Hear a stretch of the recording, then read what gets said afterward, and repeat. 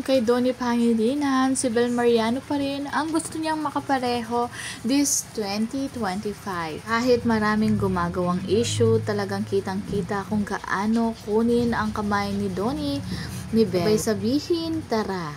Lubos na nagpapasalamat ang direktor ng Don Bell sa How to Spot a Red Flag sa mainit na pagtanggap ng mga Don Bell fans sa kanilang rom-com. Ay sabi niya, nababasa ko mula sa simula lahat ng reaksyon nyo, mostly dito. Hindi ko lang ma-accommodate, but seriously, sobra ako pong na-appreciate na nadamay ako sa pagmamahal nyo sa Don Bell at sa show.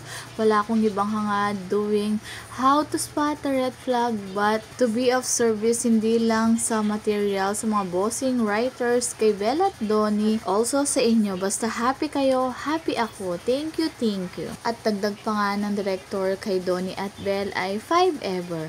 Ang 5 ever meaning pala ay longer than forever. Tapos na ang rom-com ng Don Bell at usap-usapan naman sino kaya ang susunod na magdidirect sa Don Bell.